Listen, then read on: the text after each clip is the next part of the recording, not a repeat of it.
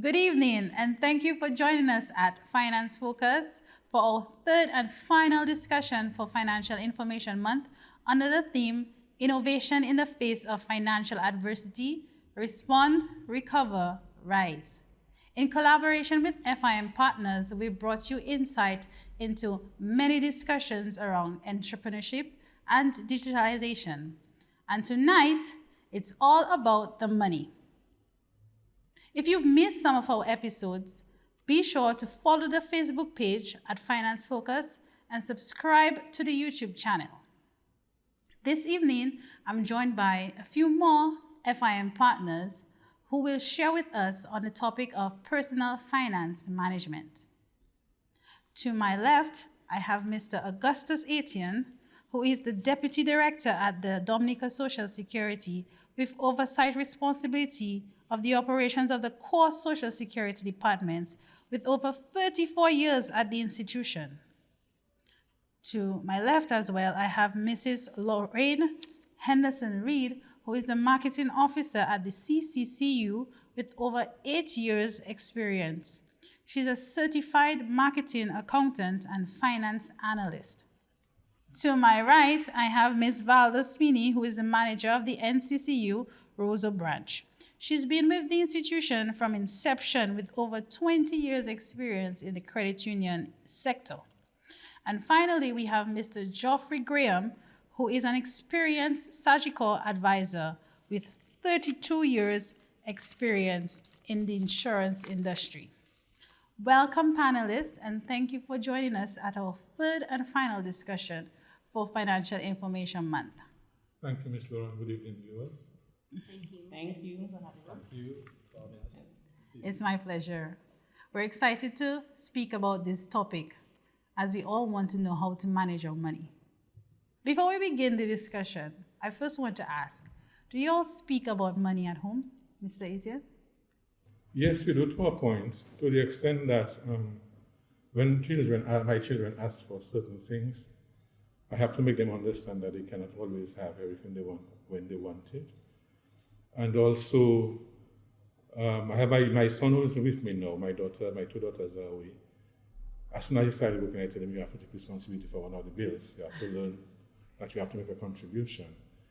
And also to encourage him to ensure that he puts something aside for tomorrow, that he can't spend all his money now, because I've having a good time spending money buying the latest brand shoes and all of those things, that he has to put some money aside for rainy days. To that extent. So when I was growing up, I didn't have the privilege of talking about it that much. But given my position, I have a better understanding. And also not just with my children, but other people as well, I advise them in terms of how to manage their monies and ensure that they make provision for tomorrow. Mrs. Sweeney, do you speak about money with your family? I surely do speak about money with my family and encourage my nieces and nephews to save. More so because of where I work. I work at a financial institution, and that's what we always encourage others to do.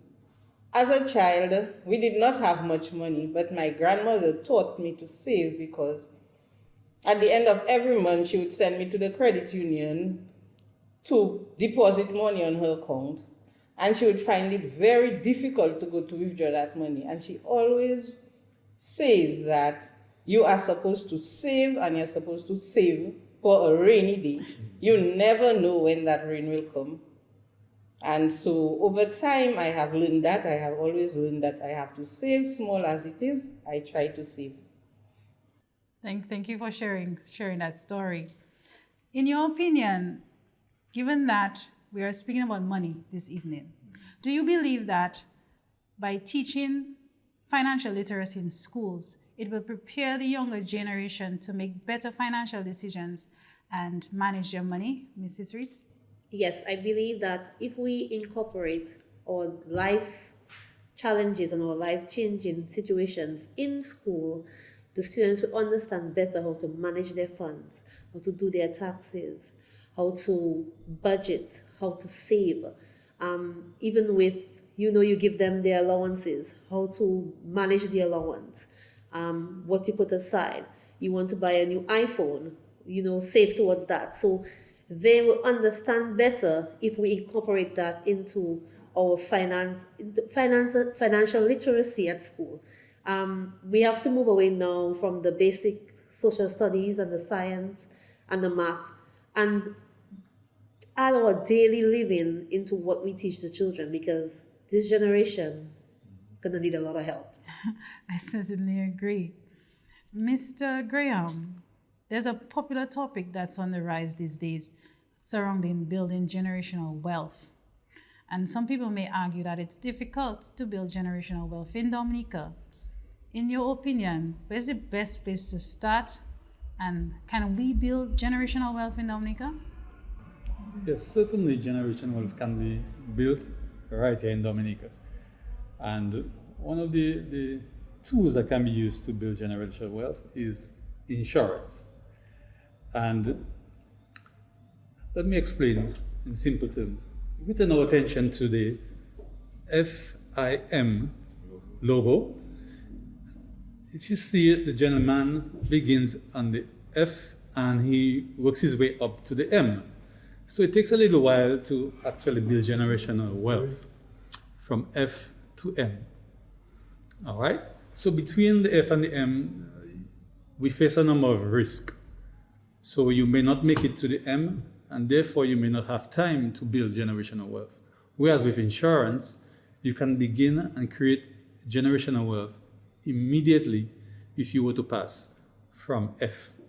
And that's the big difference between other types of investments which take time to build.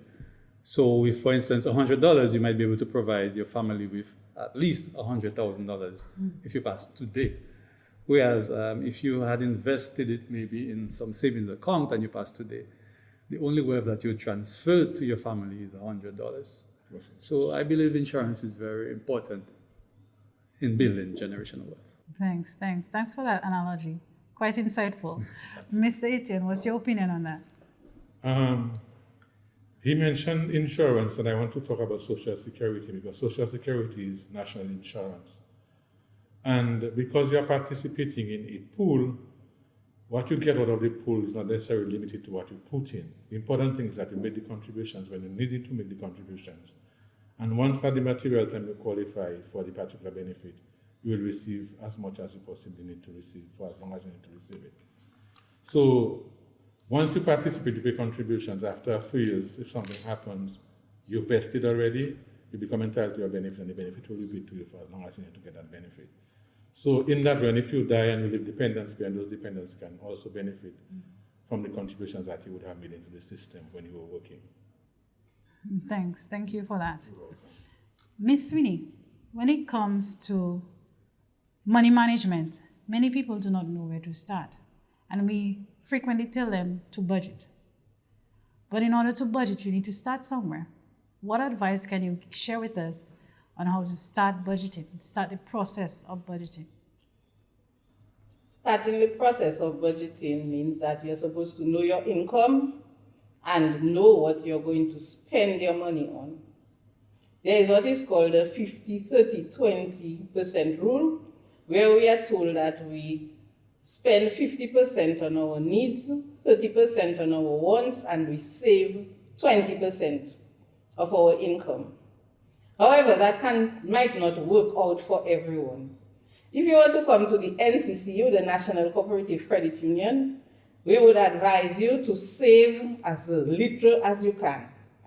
There is an account, a $1 account. So you might not be able to start saving a large amount early, but if you practice, we are told that practice makes perfect.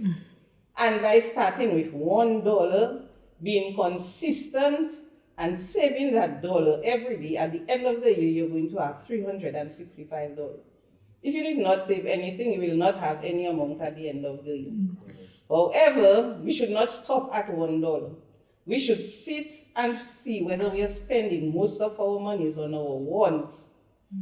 Right now, some people have a lot of clothes in their closet, and with COVID, you're going nowhere. Because you have transferred your money from your pocket to somebody else's pocket. So going forward, we should think of that. We sit, we think of what our needs are and we ensure that we spend on our needs. We are advised that we should spend 30% of our income on our wants, but I advise you to try to minimize your wants, because those are things you just think you need. At the end of the day, you do not really need those things. You have your needs and your savings, and your savings is what you will fall back on, especially in this COVID season. Some people's salary has been cut by 40%, imagine that. However, if during the time of harvest you had saved more, then you can fall back on your savings. I'm happy that you mentioned needs and wants, but sometimes it's a bit challenging to separate your needs from your wants. What's the easiest way to identify those things? Your needs will be what you need to be alive.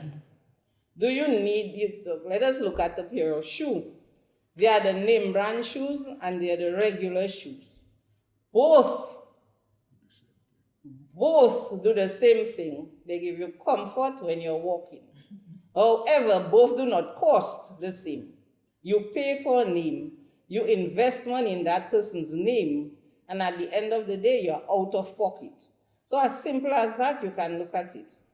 The ladies will purchase bags, and that bag must have a name. But they carry out the same function with a person's name or without a person's name. So these are the things you are supposed to look at. I'm not saying you should not give yourself a gift, but how often can you afford to give yourself that gift? That is the question you will ask yourself.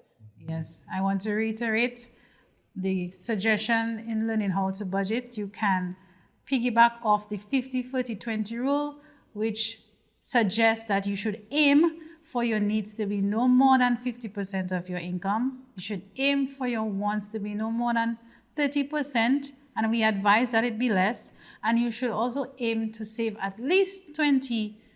But if you cannot meet that 20%, save any amount that you can. And your needs include transportation, food, medicine, your utilities. But your wants are things that you can do without. They're only for instant gratification.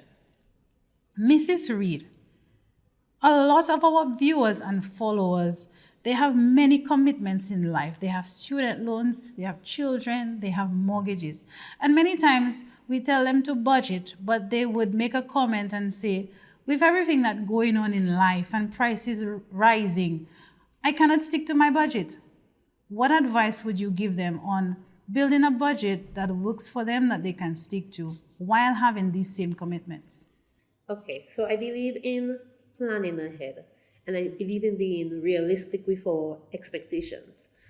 So you put together a budget that makes sense. You know, with the 50-30-20 rule, you know you can't save the 20%. You realistically lay it out. So you know you have the student loan, you have the rent, you have the school fees. When you put together a budget, you need to put together something that makes sense for you. So you budget the money for the food. Realistically, try to purchase food in bulk. I know some people it's really difficult, but if you purchase in bulk, you will see that food stretch for months.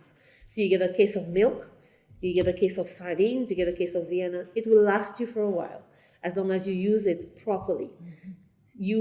You know the school is going to close at that time, it's going to reopen at that time. You're supposed to, from January, so thinking, these are the needs for the kids. You know you do not need to buy, as Miss Finney say, a name brand bag, a John Sport. But you go to Walmart and you get a $9.99 bag. It is the same thing. And then you purchase. You go online, you can buy all your stationery, and you purchase in bulk. So bulk shopping helps. Also, saving and putting together a budget based on what you can afford makes a lot of sense. You do not try to save, let's say 30% of your savings, then to go and withdraw it every week. You're at Central taking out. Mm-hmm. That makes no sense. Mm-hmm. So you know you save this month, I can only save $100. You put $100 in the regular savings. You can open sub-accounts. We have sub-accounts at Central. You have your regular savings. You can do a special saving. You can do a daily savings. You know your regular savings you do not touch. So this month, I'm going to put $50 in my regular savings. Next month, I'm going to put $50. You do not touch that $50. But in the special savings, you put that $20 this month, 20 next month, 20 the other month. Then you go on month number 4, in a little jam, you can take out a 30 because that's what it's for. That savings is for rainy days. The regular savings is for emergencies. So putting aside small amounts, how you can, and budgeting it, thinking, this is what I can afford. This is what I can afford. This will help you. But we have to be realistic with our spending. We have to be realistic with what we have. And most importantly, you cannot spend what you do not have. So do not continue using the credit cards. Because you do the budget, you realize, I don't have the money to buy the bag now, but let me use my credit card. No, do not use your credit card, because now you're putting yourself further into debt that you cannot afford, that you're not budgeting for, and you cannot afford it for the next few months, because now this is how the budget looks. We know that most people have a stationed salary. The salary is fixed. It's a fixed salary. You don't have, so that's what it's going to look like next month. You're just putting yourself in a debt that you're not going to be able to clear anytime soon, and then you're going to have a serious problem by month number 4. Thanks for sharing that. We speak about budgeting and managing our expenses, but we must not eliminate the fact that in order to be comfortable in life, with all our commitments, we must also seek to earn extra income.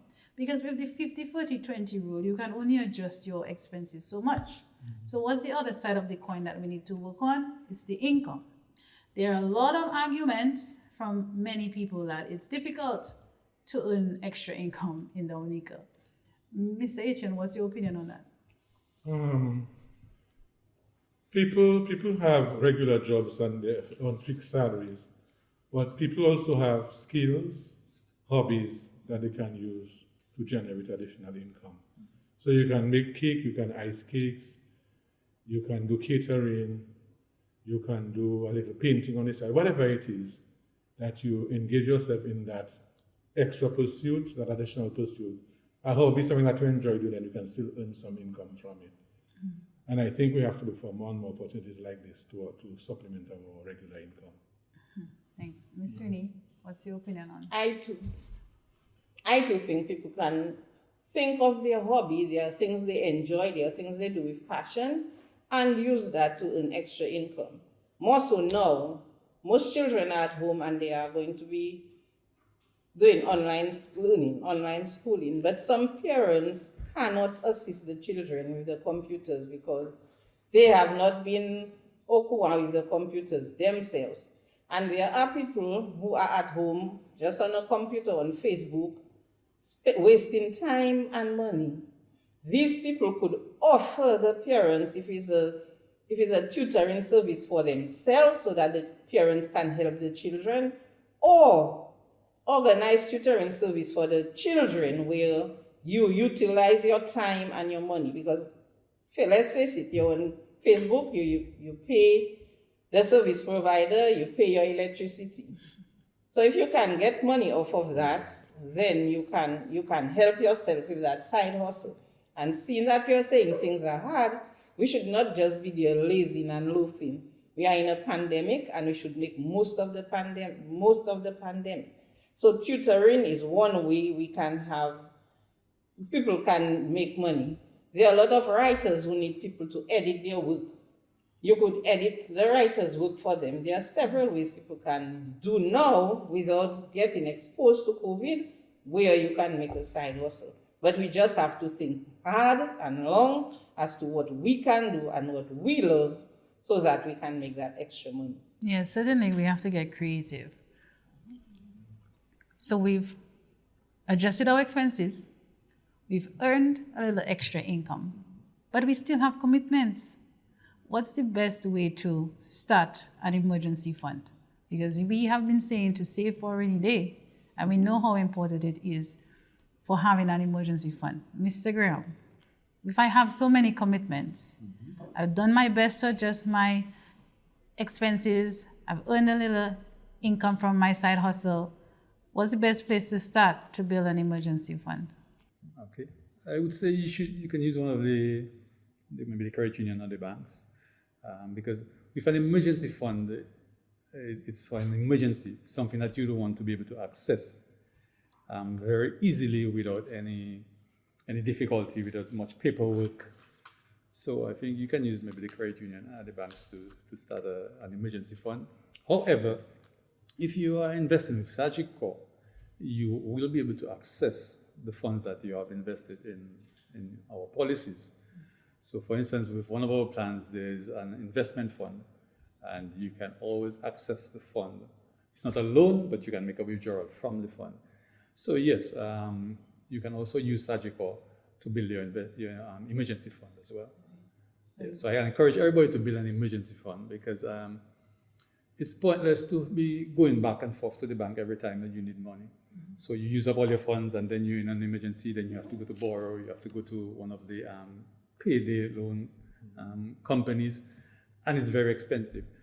And based on what they charge you for those payday loans, I think the interest you could have done better with it by investing it maybe for retirement or for your children's education, etc. So this would be my advice. Thank you. Mrs. Reed, do you all have any emergency saving products at your institution? What can you share with us? Okay, so one of the things I encourage my friends and every young person I come into contact with, I've seen it happen, that they'll budget, okay, I'm going to save $200 this month, and then they will have to buy this, have to buy that.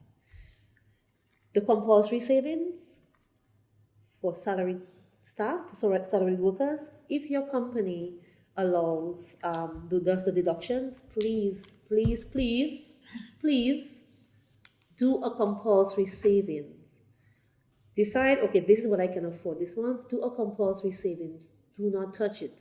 So you pick Central and you decide, this is where I'm going to save on my regular savings, and every month $100 will come from my savings. You just have that money going to Central. When you remember, you come and update the book, but you know that is your money. So whenever you have the rest of, well, this is my balance of my money from my salary, this is what I have. That money that went to your savings account, you forget about it. It's not yours. Somebody's money. It's not yours. So you have that compulsory saving. It's a habit, and that can be your emergency fund. You save without thinking, because you just remember, if you get the money in your hand and you take it apart and then you have to go and save it, and you might say, that's like long. You might find a reason. But as long as you have deductions available, just let it happen. You don't think, or you don't remember it. Just let it happen. Every year you go and update your book. That's okay. Just do not touch it. Don't touch it. That's how you build emergency. Don't touch it. Don't touch it. Miss? The discipline. Yes, it's certainly the discipline. When it comes to saving, it's more about the habit and the consistency than the amount. Really. Good point. Miss Sweeney, I want you to share with our listeners about a product at your institution that I'm very fond of, and I think it's an easy way to have an emergency fund that you cannot touch, and it's the Christmas Club Savers Account. Okay. Can you tell us a little bit about that product, please? Okay, the Christmas Club account and emergency fund. The emergency fund will come about after you have structured your income and your expenses. So you know, okay, I have that 30% of my income on wants, but part of my wants is not relevant.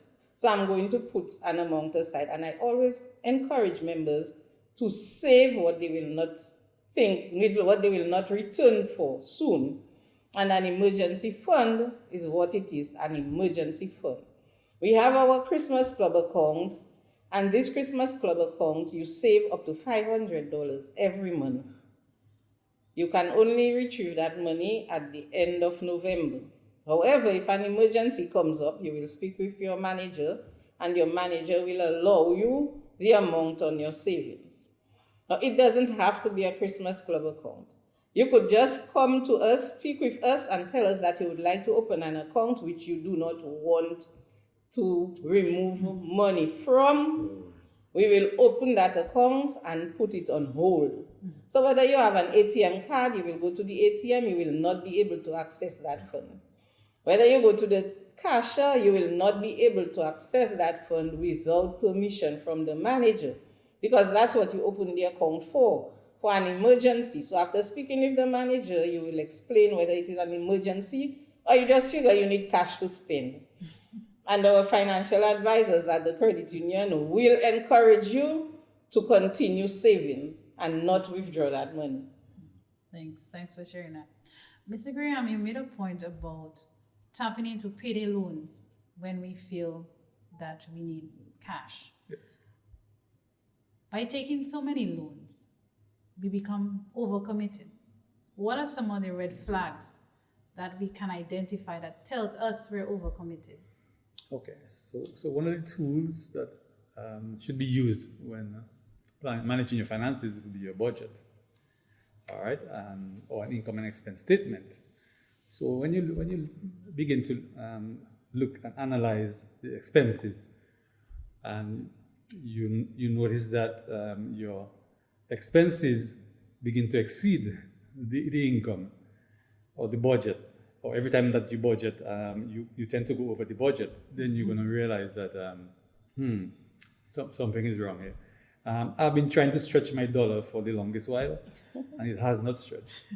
So what I have to do now is to adjust my wants, my feelings. So if I feel to eat cheesecake, I may have to say, boy, I can't have cheesecake today, I may have to have chocolate cake. So what we have to control is our feelings and our needs. Because the dollar really won't stretch. All we have is a dollar, and we have to work within the dollar. So if you have to be getting payday loans, every time, then something is really wrong. So you should try and maybe adjust, like I say, cut your cloth to suit the suit. You're gonna have to cut your expenses and manage your expenses, so that they fall in line with the budget. So you don't have to be borrowing all the time. And people get hooked on borrowing, and because it's easy to borrow, they get hooked on it and they continue to do it. But it's something that they should really look at and get some advice on it. Yeah, but when it comes to debt, I am of the opinion that we need debt to survive. We cannot live life without borrowing. Whether I borrow from my sister or I borrow from my aunt, it's still a debt. But we have to be mindful that whenever we take on debt, it's important to manage that debt. And what we're taking the debt for contributes significantly to our success. We can take debt to purchase a vehicle that's going to bring us additional income, a student loan for commercial property, but it's all about how we manage that debt that we have. Now, many times, some people tend to shy away from their debt obligations. They don't answer the calls from the institutions. They ignore their responsibilities. Mr. Etienne, what advice would you give to individuals who are in that position?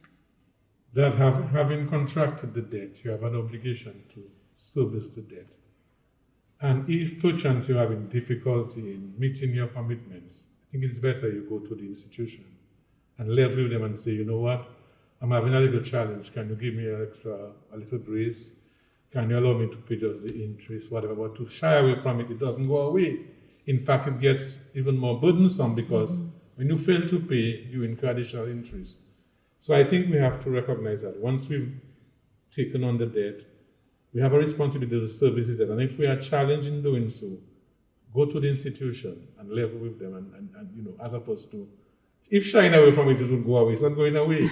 I mean, you can't even sleep in peace because 3 months have passed and you have not been able to service your debt and all of those kinds of things.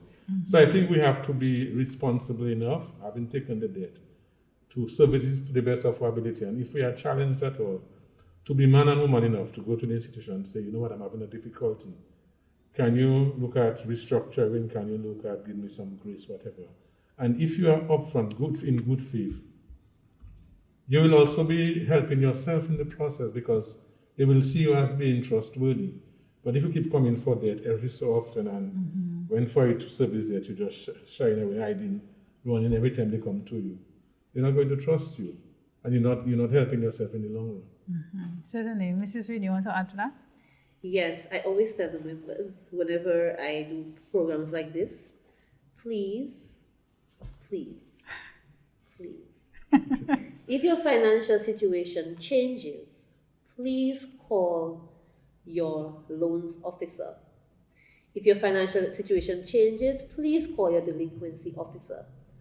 Please, please, please. Make the first step. Call, come in, ask to speak to someone.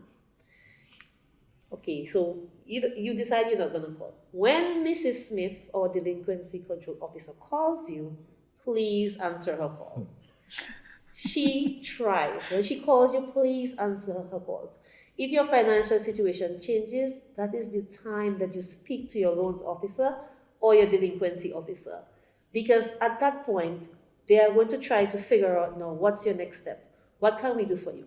We have deferments available. We can offer you a deferment.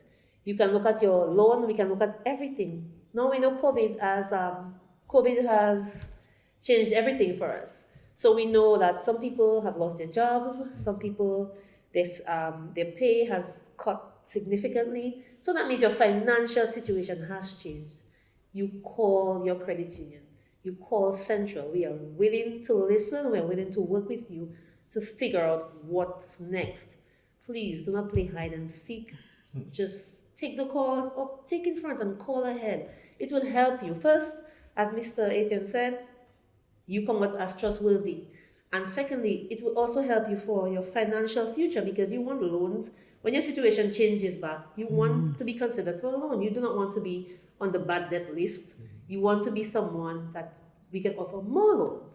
So please, please do not hide from your loans officer or your delinquency officer. Thank you, Mrs. Reed, for that plea to our listeners. And I'm happy you mentioned about deferrals. I want to hear from you all, from your institutions.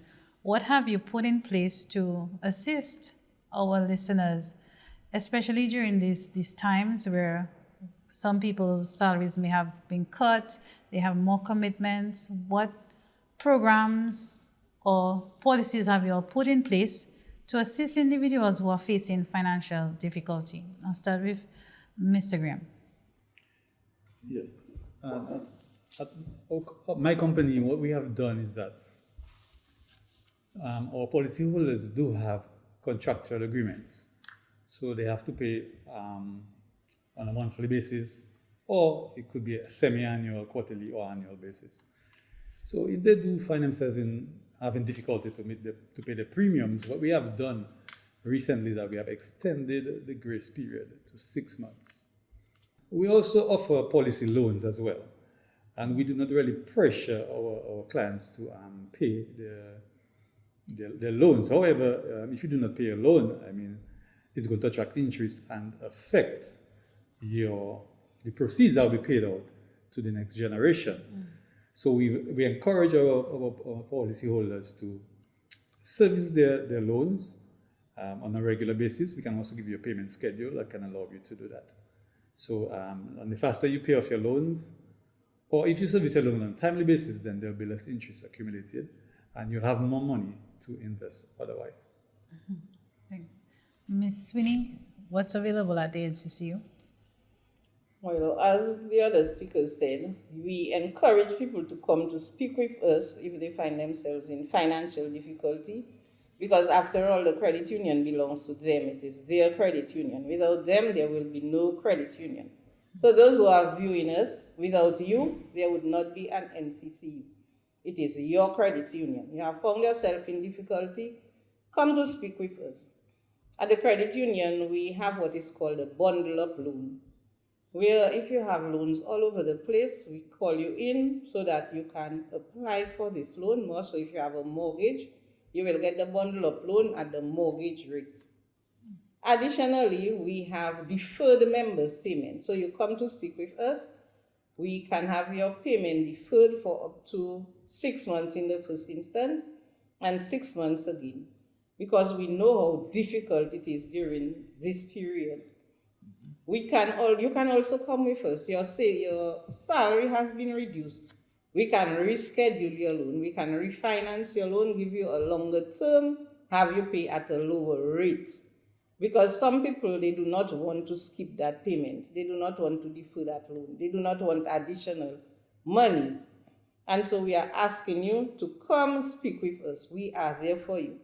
Do not go to other high financial institutions and try to get additional debt. Now is not the time to increase your debt for once. You might not need that other fridge. Your fridge is working just fine. That other pair of sets, you do not need it. It is just good. So try to decrease your spending as much as possible because you do not know what is happening tomorrow. And that is why the credit union was born out of a time like this, so you are better with a credit union. The credit union goes way back to 1844 during the time of industrialization. It was a crisis for the people at that time, where they could not get money, they could not sell their handcrafts because the machine was taking over. And that is the time the credit union started. So we are here for you, not only when the time is good, but more so when the time is bad. Come speak with us. Yes, thank you. Okay, for Social Security, the people that really have committed are required to pay Social Security are the employers who deduct and pay contributions on behalf of their workers and self-employed persons. So in times like this, what we would probably do is there is a 10% penalty that is applicable where the payments are made late. And during the COVID time, we have had to waive the late fee for a period of time to allow the employers to make good on their payments without incurring that additional thing. But again, it can't be something that is indefinite, because if you fail to pay 1 month, 2 months, it's going to become more burdensome for you to pay 6 months. So yes, we give you a little grace in the initial stages to allow you to make good the payments without charging any late fees. But if you continuously not paying, you're going to incur debt that is going to become more burdensome to pay in the long run. Okay. And Mrs. Reed, any special opportunities? Yes, what we do, we offer you a debt consolidation. So if you're in a financial situation where you have debts too many places and you're a member of Central, we advise you, we always give you financial advice. So when you come in for a loan, you get financial advice. So that's why we ask you for credit reports. The credit reports is not for us to mind your business, it's for us to help you make financial decisions. So you come in for a loan and we see these are your commitments and we realize that you are overcommitted. You need to have 50% of your income being committed is already a lot. Anything above that is a red flag. So we offer you debt consolidation loans. So we want to put all your debts in one little basket where we offer you. You can get lower monthly payments, longer periods, lower interest. So every situation is different. Every member situation is different. So you come in, you speak about your situation. This is where I am, this is what's happening, and then we advise you and we offer you the debt consolidation. Again, I mentioned the deferment. We have the deferment available because we know for the next 3 months, you're not sure what's going to happen. For the next 6 months, yes, your salary was cut, but you have this other idea that you're working on. So we give you a little time to figure it out. So we offer you the deferment. You can pay the interest if you wish. You see, I really cannot pay the interest, but I would like to have the interest early back. So you have that option. It's a one-on-one, and we always encourage our members. Central cares for the members. So come in so we can have a discussion with you. It's a one-on-one. Each situation is different. So we have all these things that we offer you. Just come and speak to us. We got your back. So come in to speak to us. So guys, it pays to ask for help. So just visit the institutions that you may be overcommitted with and they can help. Mr. Graham, we've been speaking about needs and wants the entire night. Yes. And one of the items many people are on the fence about that's a need is insurance, especially the young people.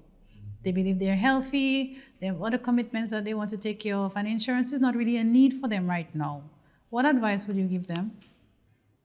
Well, it doesn't matter how young you are, as long as you're on this earth, you're going to be facing a risk.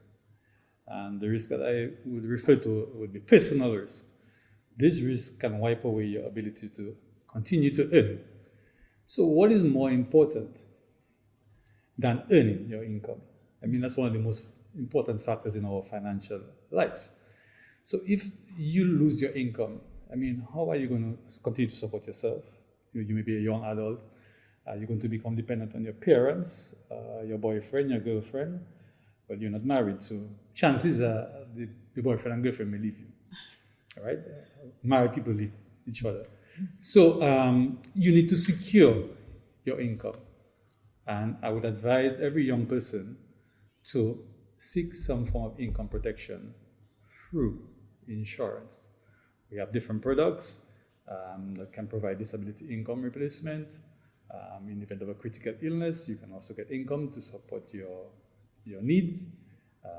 Or you can also get that protection for your dependents as well. Mm-hmm. So yes, you should definitely look at that as a way to protect your income. Thanks for that. One might argue that I have so many other commitments. I cannot afford insurance, but the only way you can know if you can afford insurance is by budgeting, right? Yeah. When people sign up for insurance, they usually look for the benefits and the coverage that they will receive.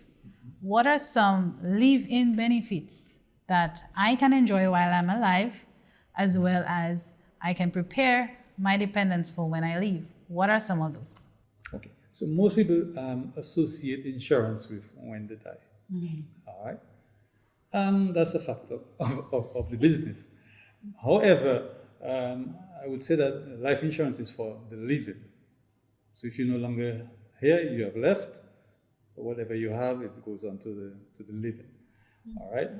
Just as if you have any other tangible asset, if you pass, I mean, they're not going to bury it with you, so it has to be passed on. So whilst you're alive, you can definitely enjoy your insurance. All right. There's a cash value which you can borrow from. There's also the fund which you can withdraw from. Also, insurance will provide you for an income if you become disabled and can no longer work. Also, you can use it as collateral at any of the other financial institutions. So these are living benefits. Like I tell people, your insurance is the key which unlocks the vault of the other financial institutions. So if you approach a financial institution to borrow, guess what? They're going to send you right back to Sagicor, I hope. Yeah, I think Sagicor is the best to provide that kind of collateral. Yes, so you can use the insurance to unlock the vault of the financial institutions. And also, the insurance will protect the portion of the income that goes to service the debt as well. So definitely, you need to get insurance on your list. Miss Sweeney, there are some insurance products that are available through your institution, like the Family Indemnity Plan. Can you share with us the benefit of that type of insurance? Okay, that's a savings. A family indemnity plan or your family bereavement insurance. These are amounts you set aside in the event of death. So you pay an amount every month, and there can be 6 persons on that plan. And if one person dies, the amount you are insured for, you get that amount, be it 5,000, 10,000, 15,000, whichever persons who die on that, they're on that plan, you get that amount. Because we know burial can be sometimes very expensive. And that's what the credit union is there for, to ask you to set aside monies which you're going to need in the future. However, at a certain age, when the children are 23 years, they are supposed to be off that plan. So the child will go onto their own plan with their own family and have that benefit of, if anything happens to their family, they could get that. So think of you having an elderly mother and an elderly father, and you have your parents on that plan, and something untoward happened to them, then you do not have to hurt your head to find monies to bury that person, because you have already set it aside in small amounts. It is not too much. We always ensure that you put aside what you can. So you take a plan which you can afford. Additionally, our loans at the NCCU are covered. So if you take a loan up to $150,000, your loans are covered at no cost to you if something were to happen to you. You would not have to be worried during your lifetime to find out whether you have your children, and then your home would be sold. At least up to $150,000 of that loan would be covered. So by the time probably you're frail and ready to pass on, your loans might be way less than that, and you have nothing to worry about. Thanks for sharing that. We've been speaking about life. We've spoken a little bit about death. But I want us to speak about getting closer to that age when we're no longer able to work, or we're tired and we just want to rest. And that is our retirement ages. Mr. Etienne, do you think it's too early to plan for retirement at my age? Oh, no, it's never too early. Ms. Sweeney alluded to that at the beginning, and she said we should begin planning retirement as soon as we start working. But the truth is, for us young people, when we start working in our 20s, we think that retirement, 60, 65, is a long, long way off. And we don't even know if we're going to make it there. So why worry about retirement? But the truth is, the time goes by quickly. And retirement will hit us in the face. And if we fail to plan, we are planning to fail. So retirement planning is available. The Social Security program that exists in almost every society was established by the state to provide the contributors with some level of income protection. And for the majority of persons, whatever little income they get from Social Security as a pension is all that they really have to depend on in retirement. It is not adequate, but it at least affords them a certain basic level of protection. And that is why things like MRA, additional savings and other investments is useful to supplement the Social Security income.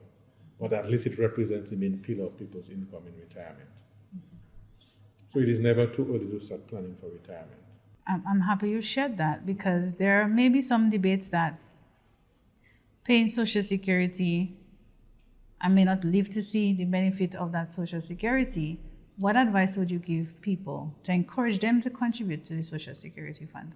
Just want to say precaution is better than cure, we say. An ounce of precaution is better than a pound of cure. Or put it another way, you can say, you can hope for the best and plan for the worst, but hope for the best. And I like to say it is better you make the provisions for down the road and do not live to enjoy it than fail to make those provisions, and God bless you with long life. As we know in Dominica, we have longevity. People live very long in Dominica. And if you happen to be one of those persons who live long and you had failed to make those provisions, you have to depend on somebody stretching a hand to you. Whereas if you had paid your contributions to Social Security as a matter of right, as a matter of course, you would have entitlement to your benefit for as long as you live.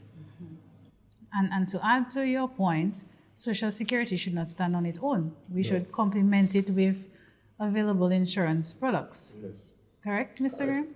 I agree. Yes. Now, we tend to speak about retirement to young people, plan for retirement. But as you mentioned, we're living longer. So we have a group of young retirees, Oh yes. right? For those who are in that age, what would you advise them on protecting their income, managing their income, so that they could live a comfortable life in retirement? Mrs. Reed? A lot of our retirees here and our pensioners, they are homeowners. So you want to, beside your Social Security, which you have set aside, and your insurance, which you've taken care of, you want to focus on retirement income. If you can fix the downstairs and rent it, please rent it. This is a way that you can get, that's a little money you can make. So a lot of our retirees now, the generation before us, they believe in owning their homes. So a lot of the pensioners now are homeowners. They have the nice big house, fix the downstairs, 2 apartments, you rent. That is one retirement income that you can make. So you know you have that money. You no longer paying that loan because you built your house fairly early. You were farming, and back then farming was everything. You were making money, so you paid off your house and everything. So now the little money you charge for the 850 downstairs and the 900 downstairs, put that in the safe. That's your retirement income. So you have that to lean on. So that's one of the ways that you can, set yourself aside. You don't want to be a burden to your kids. You want to assist them. You don't want, because even your children now have their own, they have their own commitments, they have their own kids that they have to focus on, so you don't want to put an additional burden on them. So there are things that you can do to help yourself, and that is one of them. Thanks for sharing that. For those individuals who wish to retire early, how is their pension affected if they don't wait to reach that retirement age? Okay. I just need to say that all of the benefits that Social Security provides have certain conditions associated with them, and those benefits become payable upon the occurrence of specific events. The retirement benefit that we speak of is a benefit that becomes due to you when you become pensionable, meaning that you are no longer of the age that you should be at work. So until you become pensionable, it means you are employable, you can work, and you are coverable, means the system will give you coverage, will give you protection. So until you attain that pensionable age, you're not yet eligible for retirement benefit. People can retire at any time, but retirement from one job doesn't mean that's the end of your working life. You can retire from one thing and go into something else. But until you attain that age that the law says you become pensionable, you're not yet entitled, Social Security cannot look at you for pension just yet. So if you take your pension early, however, so our pensionable age is now 65. When the system started 46 years ago, it was 60. And a lot of people had always been used to 60. So since it had been moving up to 65, there is a provision that you can take it anytime after 60. But when you take it after 60, you're going to receive a reduced pension because you're taking it earlier than it is actually due to you. So it will be reduced by 0.5% per month, every month when you take it, or 6% per year early. You take it. So the age is now 65. That is when your full pension becomes due to you. If you take it at 60, you can lose up to 40%. Wow. So the earlier you take it from than 60, the greater the amount that you have to give up in the process. Okay. All right. Yes, Mr. Graham? Yes, whilst we're on the subject of pension, we cater to individuals and we cater to businesses when it comes to pension plans. All right? What can be done to protect the pensioner's income? If you were to invest in one of our pension plans and you retire, you are guaranteed to receive an income for life. I don't know if you all have heard this saying that it's better to die and leave money than money die and leave you. All right? So what it means that, in simple terms, that you do not want to, or it's not good, or you should not put yourself in a situation where you will run out of money when you retire. Because chances of maybe getting employment and earning an income, employment income would be very difficult at your stage in life. So it is, whilst you're young, you need to invest over time using the benefit of compound interest, meaning that you have to put in less of your own money and get more at the end, and build more at the end. So by putting your money into a pension fund with us, then you can get an annuity which you will receive for the rest of your life. And also, if you have a spouse who's dependent on you and you pass, that spouse will also continue to receive that income for life as well. And you can have certain guarantees that if you receive your pension and you die, then we'll pay for a guaranteed period of time to anybody who you so desire. Okay. Before we touch on the topic of investing, we have some seniors who may have guardians or dependents handling their money for them, managing their money for them. What advice would you give to them to safeguard themselves from being taken advantage of? Mrs. Reed, can you share with us? Okay, this is a very tricky question, because the pensioners who they have, they would most probably is their relatives, their children, their grandchildren, doing transactions for them. They may not want to make the person feel like they don't trust them or whatever the case is. If you are a pensioner and you are sending your grandson or your son or whoever to do withdrawals, we old school. We have the books, we have at Central, we still have your books. We have online, we're online, Central is online, but we still have our books. So, you cannot come, but you want to see what is happening. So please, give them the book so that they can have the books updated. We still run our books and we give you fresh print. So you can see, I asked a withdrawal for $500, this is what you have on the account. Also, if you have, every transaction that you request should be written. So you don't give them full responsibility to operate your account. That is chaos. Every time you ask that person to do something for you, you should have a written document for that transaction only. Also, you can request from the credit union your statements. Request from the credit union your statements. You want to ensure that what you believe is happening on your account is actually happening on your account. I know you trust your grandson, you trust your son, but there's nothing wrong with being extra careful. Also, we have the personnel at our credit union. We have really, really good staff. And a lot of staff become family and close with the members. You can call on that person. You can call once you're able to identify yourself by the different questions they'll ask you. You can request updates on your account. So it's more you keeping tabs on what is happening. You finding out that every transaction that is done on your account is actually signed up by you. Every transaction. Do not give any person full authorization on your account. That's not a great idea. Thanks for that tip. To just add to what Mrs. Reed said, one thing also you could do is come to the credit union and give us an amount you will be sending anybody to make at any one time. So for this month I need $500 every month, I'm going to spend that. You have that amount, so we know when somebody comes and asks for $1,000 that month, it will raise a red flag and we will call you. Because people have creative ways of doing things. If you come, you state the amount you would like withdrawn every month, we will have that amount there, and that's what we will be looking out for to give that person. If it's your friend, your child, whoever. Thanks.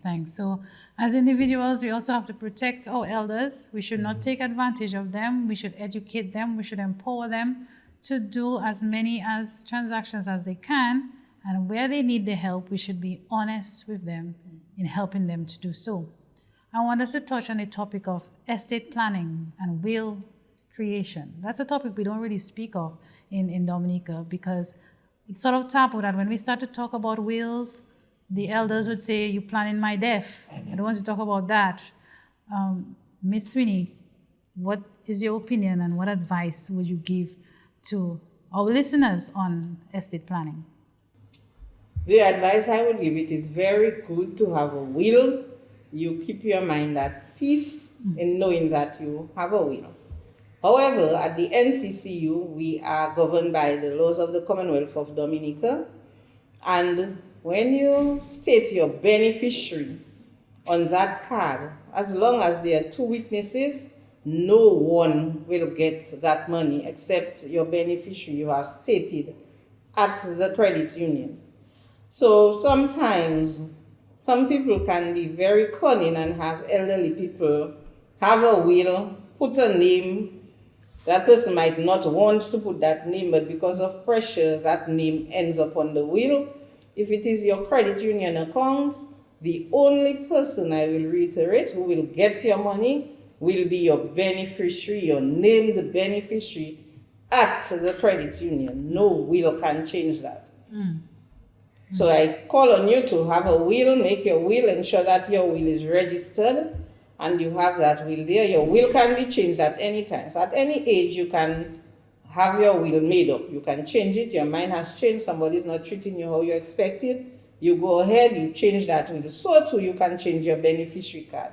Anytime you need to change your your named beneficiary, you either call. If you cannot come to the office, you call us, we will come to you, or you come to the office and have that name changed. Thanks. Well, let me just add what Miss Winnie said. This is the opportunity to encourage the members of Central, please update your account. If when you open the account 10 years ago, you had that boyfriend that you loved and he was your beneficiary and now he's not. Imagine if you die and you have $50,000 in your account and they call him Mr. Sam of many years ago to come and collect your money while your children they're waiting. Can you imagine that? That's why we encourage you to update your account so that your beneficiary, whom you so desire to get your proceeds, will get your proceeds. So this is very important. So as Miss Winnie said, wills can be changed. Today you decide, okay, you want to give Lou another land. Tomorrow you don't want to give Lou. That's okay, you can change it. And it's the same thing with updating your account. You update your account to whom you so desire to get your proceeds. I update my account. I know. So once I had my son, I went and I updated my account so my son will get my proceeds. That's how you do it. So as your situation change, you update so that who you want to get your money will get your money. Mr. Graham? Yes, what I like about the beneficiary, well, when you talk about the beneficiary and dying, that's the last part of estate planning. Because estate planning really is about accumulation of wealth, conservation of your wealth, and eventually the distribution of your wealth. Most people focus on accumulation of wealth and distribution of wealth. So where they want to put wills in place, they want to put beneficiaries in place. But it's very good to have a beneficiary. What it allows is that for the smooth transition of the estate to those people or that person without the hustle of having to go through the court, having to get letters of administration, having to pay government taxes, and so forth. So it really allows the full value of the estate to be passed on when you name a beneficiary. You eliminate the cost involved with estate planning. And what can also reduce the value of the estate are loans, taxes. In certain states, if you die, there's what you call estate tax and state death taxes, like in the US. We don't have estate tax here, but we're going to you definitely have to pay the legal fees and government taxes for transferring the wealth. And I found out that a number of people have land. And they say, well, all of this is our own, And maybe you experience it in Marigot. Yeah? Yes. All of this is our own, man. And we have been living here for generations. But no proper provision has been made for the transfer of wealth and that asset, especially fixed assets. With financial assets, it's much easier.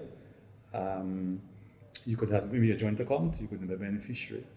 But with fixed assets, unless it's jointly owned, what you're going to find is that the person who's going to inherit it has to come up with the cost. They have to survey it, they have to value it, and sometimes they don't have the money. So it's important to incorporate insurance as part of your estate to conserve the estate and pay for the cost of also transferring the estate, because with insurance, there's no cost to transfer the sum assured or the death benefit. That's a good tip to know. And as we wind down the discussion for this evening, you mentioned accumulation of wealth. So I want us to touch on the topic of investing. What can you share with us some investment opportunities that are available in Dominica for young people like me, those close to retirees? Mr. Etienne, what can you share with us? What are some opportunities? Investments is really where you spend money to acquire something that you can continue to derive value from over an extended period of time, as opposed to spending the money on something that is used up. As soon as you spend the money, it's gone. So you build a house as an investment that you're going to continue to derive benefit from that house for as long as you live and as long as the house is not torn down by a hurricane or something like that, or you buy a car. We're also talking about financial investments, making savings, putting savings in a credit union at the bank on which you generate interest. if you're able to buy equity in some public companies like NBD, Dominica, we have got many opportunities like that here. We have some savings accounts at the Yeah, credit the unions. financial institutions have various services that they provide or products that they offer that you can earn interest on. And it's important that you can take out those services or purchase those products and you can derive interest on them. And Mr. Graham also mentioned the annuities and the endowment plans. So thank you so much for sharing. Before you end, I would like to call on members.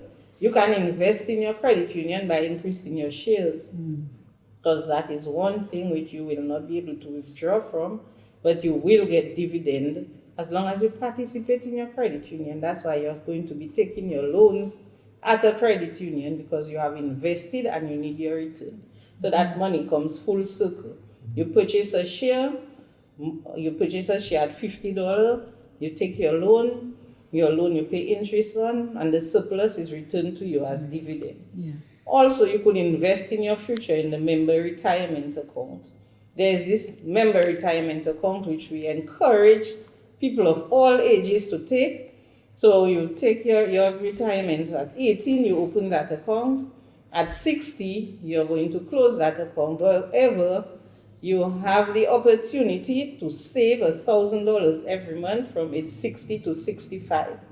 Because as we said, we are the young pensioners, we still work, and we still have the opportunity to save for later years, because we know we are going to live past 100. Certainly, certainly. Let me just add. Central, earlier this year, we launched Invest My CCCUL. So Invest My CCCUL is a share strategy where you can purchase shares. But we know that it's $50. No, it's really hard to come around. So the credit union, we came up with this great strategy where a small amount can be transferred from your savings to an investment account where you accumulate over a period, and that money will be transferred, and when you get to the $50 for a share, it is transferred into a share.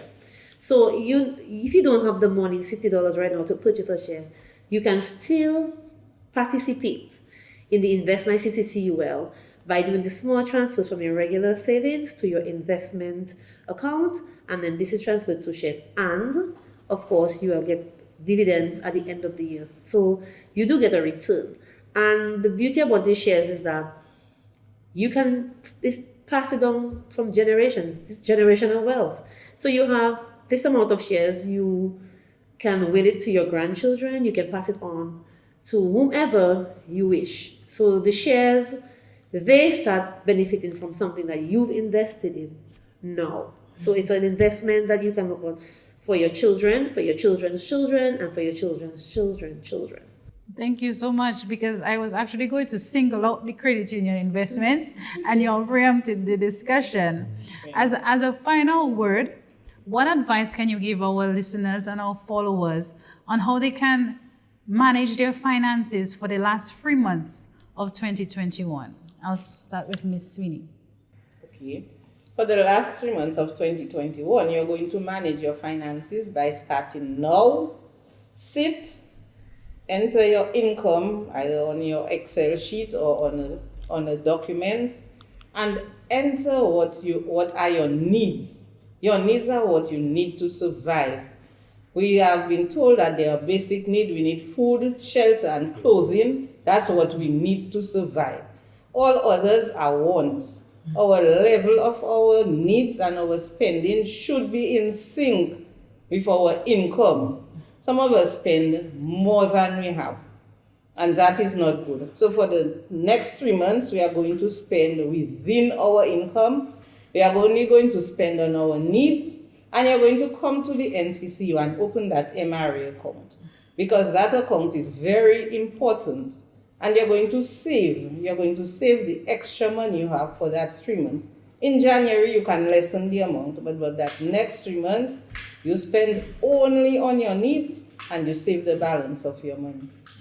Ms. Adrian? What happens at Christmas when we do that? Oh, they have already opened the The Christmas, Christmas club. club Okay. account. So, Mr. Okay. Where Graham, you are going to get it? Mr. Graham, share with us, and then we'll move to Mr. Etienne.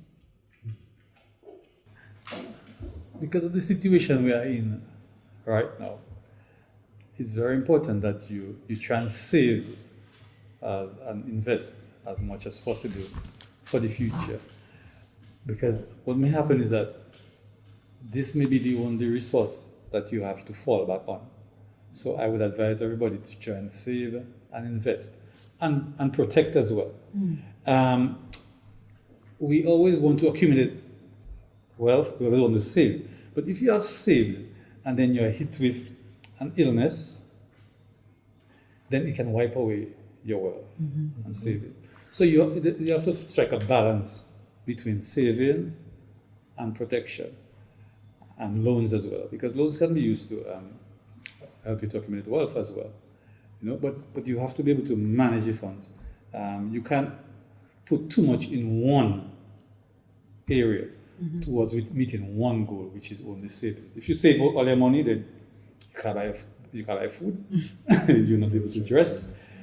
So you definitely advise everybody to strike a balance. Another thing I could advise is speak with somebody who is qualified to provide advice. Yeah. And I'm sure there are a number of people around. Examples. So speak with somebody who can provide advice, somebody who can see your vision and your goals and objectives and work with you. So that would be my advice. And don't try to stretch the dollar. Control your needs and your wants and your feelings, and try to live within your means. And also, we touched on that earlier. If you have you may have a different set of skill sets. One business may employ you for one set of skill sets, but you have two other skill sets. Leverage that. Share it with people. Let them know that you can provide it, and that is what you can do.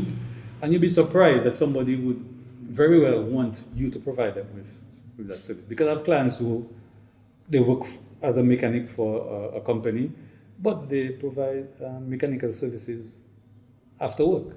So they're able to earn extra income. So yeah, leverage your talents. Yeah, Mr. Etienne, your word? So like Ms. Sweeney, to encourage them to budget and to really pay attention to the level of their income and to minimize spending as much as possible. Try to spend only on the necessities, the needs, because these are uncertain times. If you just go spending lavishly, January will come and you realize, I didn't have a job. And January is a hard month. I didn't have a job because, yes, I was going to listen about, look, that COVID thing continuing and something not happening, so I may not have a job, or the salary might be cut in half. So to really try to live more and more within our means and try to concentrate and focus on our necessities. Certainly, January has the same 30 days, but because of our spending in December, it tends to be hard. And we get paid. Early in Some December. people also get early. Mrs. Reid, your final word? Okay, my final words are about managing the finance for the last 3 months of the year. So I'm a Christmas person. I love Christmas. So I save towards Christmas. So I'm never in a jam, Christmas time. So that January that you're speaking about, I don't know that. You don't know what. No, I have no idea what you're speaking about. But we have a Christmas loan at Central. We call it a Make It Merry Christmas loan. And this loan it sort of helps the member to be prepared for Christmas. And this comes out in October, this month. I know it's Independence, but Christmas. And that loan is a preparation for Christmas. So that does not mean that you can borrow up to $10,000. That does not mean you have to take $10,000. You're going to prepare for a COVID Christmas this year. So you're going to borrow what you think you need. The children do not need 5 gifts this year. 1 gift can suffice per child. So you will borrow up to what you need just to have a good Christmas. You don't want to have a dull Christmas. They say you can't go to mommy's house and grandma's house because there's COVID and you can't bring COVID by those people. So you need to buy your own ham and your own turkey. So the Christmas loan will help you with that. Again, because we're offering you $10,000, do not take $10,000. You take what you can afford, you take what you need, you take what can help you. And you can take it very early, so you start your payments early. Your first payment is January 31st, but you can still pay ahead just to have yourself ahead of the payments, and it will help you. For the last 3 months of the year, I wish you well. Budget your money as best as possible. Remember, compulsory savings is king, and just do your best. It's COVID, but we have Central is here for you. We have different things that we can help you with. Just come speak to us. We are willing to listen. Everybody at Central is a loans officer because everybody can speak to you about our products. Everybody can speak to you about what we're offering.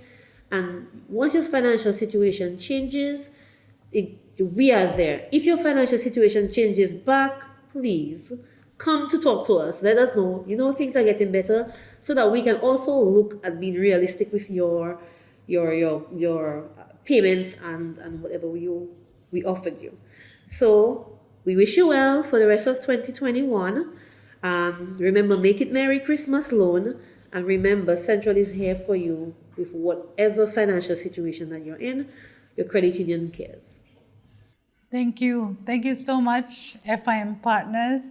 Thank you, listeners. Thank you to all FIM partners who participated in this panel discussion over the course of 3 episodes with Finance Focus. We've shared a lot of tips with you. We've shared advice. We've cautioned you. We've helped you to manage your finances, whether you're an entrepreneur, you're interested in digitizing your business, and even managing your personal finances. But remember, personal finance is 20% knowledge, but 80% behavior. So at the end of the day, it's up to you. Thank you to our listeners. Thank you to the Eastern Caribbean Central Bank. We continue to celebrate Financial Information Month all throughout October. Tune into the different avenues. We're on the radio, we're on GIS, we're on Digicel. Just look for us everywhere and continue to follow Finance Focus for free financial tips and financial coaching for each month after October. Follow the Facebook page and subscribe to the YouTube channel, and I will see you in our next episode of Financial Fridays. See you then.